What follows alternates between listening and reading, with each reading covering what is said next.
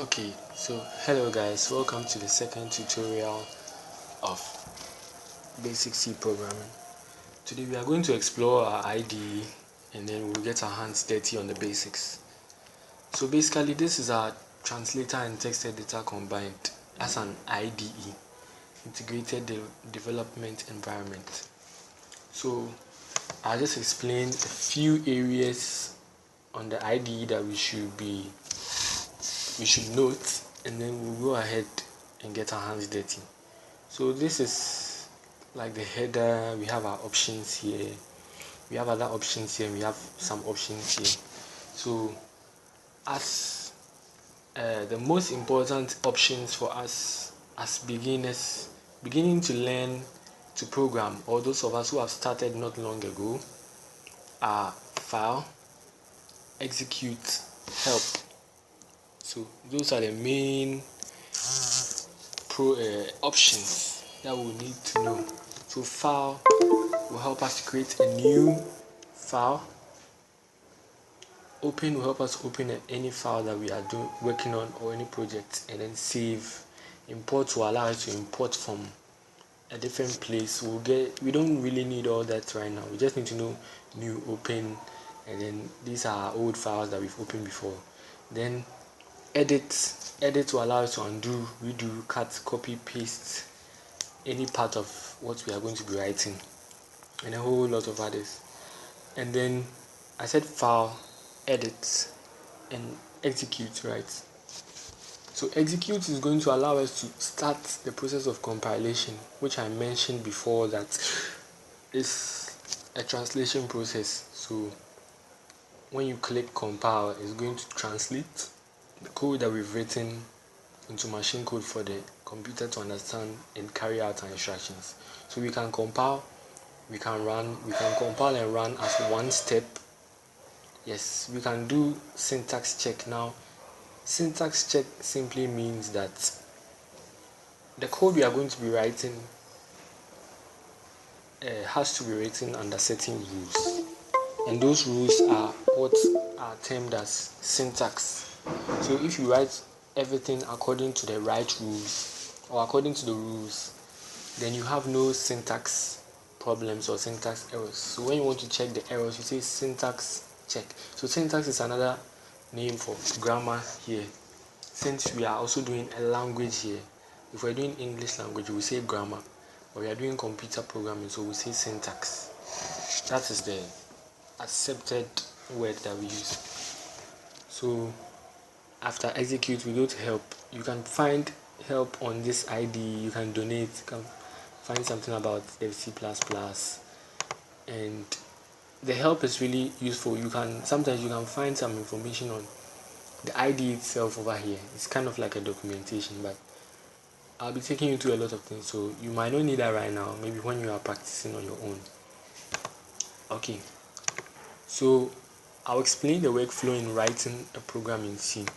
So first we have creating our program, and then we edit. So create, edit, test, debugging, execution. So we are going to create our program, we are going to edit it, we will test a program, we will debug it, and then we will execute it. So these are 5 steps. What these 5 steps simply mean is that what each of these 5 steps mean. For the first one, creating, means that we are creating a new project or a new file here that will open up space so that we can write our code.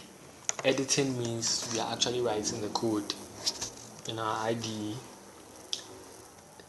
And yes, testing. So when you are done editing your code, you test. So you test it because you don't want any errors or any mistakes you might have made to appear in your final work. So you have to test it and ensure that everything is working as you want it. And then the fourth step is a process known as debugging. So debugging is simply a term that was gotten from the old computers. Now, the old computers, the first computers, in running their programs, they were very bulky and huge. in running their program, sometimes you see they were so bulky that these insects called, or bugs, they are called bugs in the US, could enter the computer and cause it to stop working. So when the program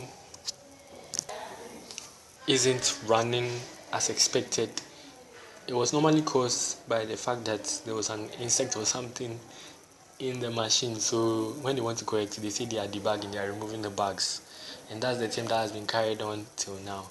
So when we are removing errors from our program, syntax errors or anything, we say we are debugging, we are making sure that the program is working well.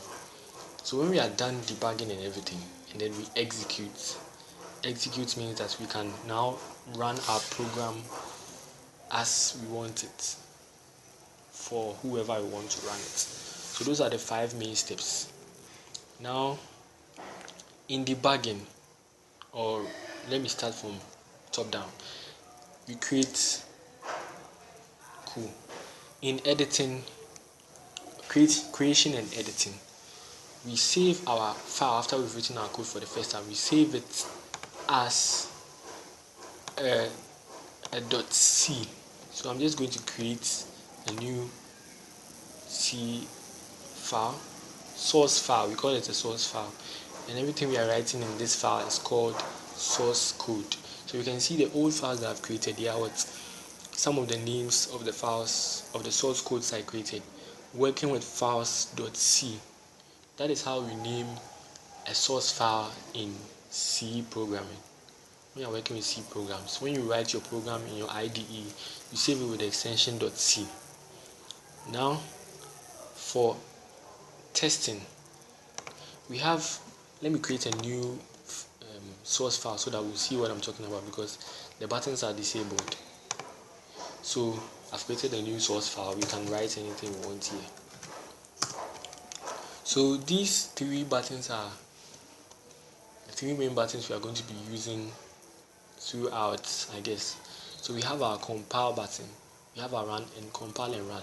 So compile is going to call a command to the translator that I'm done writing my code, so please convert it to binary for the computer to be able to run. So clicking this button is going to compile your code, is going to translate it into binary for your computer. Now the run button is going to pick that compiled code and run it on your computer. So you are going to see the result. The computer is going to be carrying out your instructions as you want it to. Now this compile and run is like a 2-in-1, so it does the compilation and then runs it immediately. Now in execution, there are 2 files that are going to be created. You will have created your .c file, and there will be another file in your folder where you save everything. That is an executable file. So when you are done writing your program in your .c and you save it for the first time, or you run it for the first time, it's going to create an executable file in that folder that you can just click like any application on your computer and run. So that is your final product.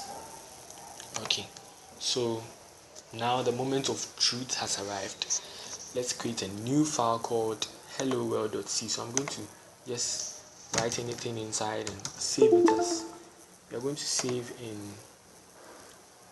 a folder I've created just for the C tutorial source codes, and we are going to name it as hello world, and the type is already there, but we are going to use .c. Okay, so save. So we have it saved and we have our name here, hello world.c.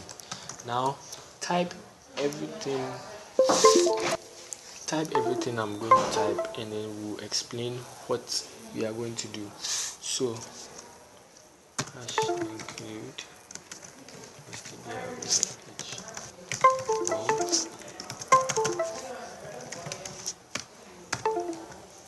okay, so this is a basic C program. Now in the next video we are going to explain what this basic C program does. We are going to go deeper into it. So see you in the next tutorial.